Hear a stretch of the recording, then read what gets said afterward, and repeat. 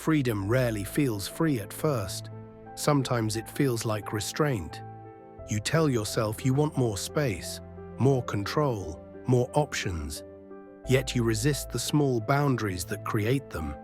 You avoid the early alarm, the quiet repetition, the choice no one sees.